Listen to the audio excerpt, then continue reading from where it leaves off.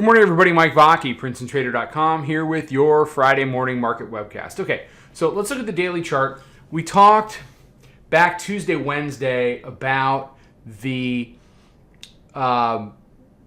just how it was kind of open to go back and test 2,700, potentially try to deal with the weekly pivot as the week went on.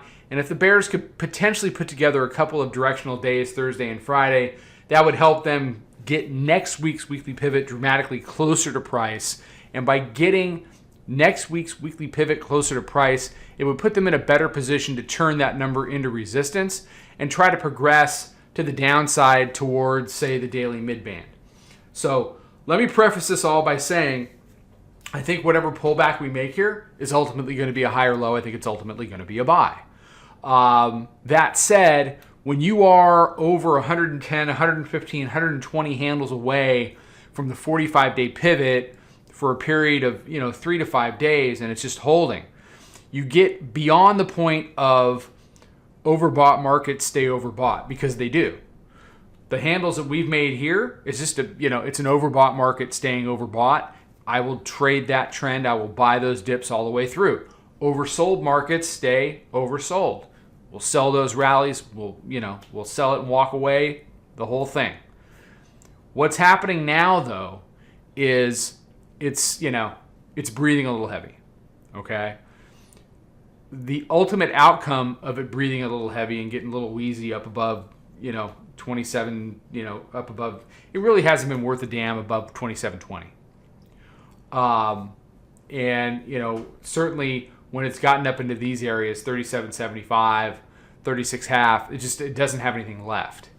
And it bumped into our bet the house areas, not exactly around there, but within 5 handles or so.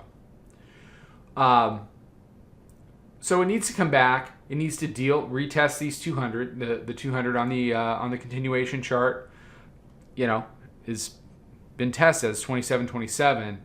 Next up is 26.84. That's your 100. So yesterday, they trade down to 85. They come back and they do a double bottom. So the bears continue to fall into the same traps, and the dip buyers are there to take advantage of that stuff. The bulls are certainly not going away, but they're in a situation now where they're just going to kind of back off a bit. So yesterday was, it's a 17 handle day in the room. We had a really nice short from 27.12. Pulled 19 on that runner, and then the afternoons continue to be a little choppy for my taste. And if it's choppy this afternoon, we're going to be starting our weekend. I'll tell you that right now. We are, where's our week? 17 quarters, 7, 17 and 2/3, 8.5. So whatever the hell that adds up to is where we are for the week. Certainly more than 20, which is our goal.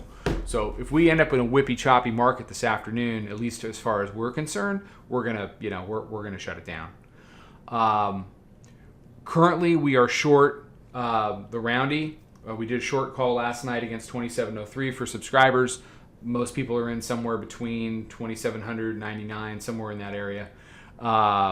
It did leap up to 99.25 and stop some of us out, I would imagine. I survived by a couple of ticks at 99.75, so we've taken profits on those, and the runner can do what it needs to do into the open. But what's important here as we go into the hourly chart, hourly midband has been resistance. Here, here, here. It started to roll over on Wednesday afternoon. It's when you got the big drop, brought it back up, couldn't do it. You get a bigger drop, brought it back. So you can see the lower highs and the lower lows. What the bears need to do now is, they got to deal with weekly pivot. That number's been open to print since midday yesterday, and they haven't printed it, which is not a good thing if you're a bear. So they need to deal with that this morning. They need to trade. They at least need to print it, fight over it a little bit, and then, ideally close below it today. If they can close below the weekly pivot today, that would be a signal that this pullback has a little bit of staying power. I'm going to be very skeptical of it. I'm going to trade it, but I'm going to be very skeptical of it every step to the downside, just as I have been. Simply because when the bears give up that much ground that quickly, I mean, we're talking 23.16 and change Christmas Eve, all the way up to 27.37.75 on Tuesday. That's a lot of ground really quickly, and they tend to stay pretty traumatized after they do that kind of stuff. And the dip buyers just get right back into old habits.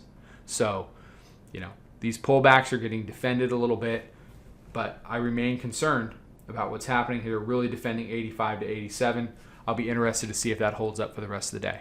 All right, everybody have a good one. We're going live on Instagram at 9:20. We'll talk it up into the bell. We go over all this stuff, and we go over, basically it is a simulcast of what I say to the room before we open every day. So if you want a glimpse into what we do a little bit, come on, join us at 9:20. We've got a lot of really good feedback about it, and we're going to keep on doing it because, frankly, it's fun. All right, take care, trade them well. Talk to you soon. Follow us over on Twitter, Instagram, and Snapchat at Princetontrader. Check us out on Facebook and join us for a free trial at www.princetontrader.com. Trade them well.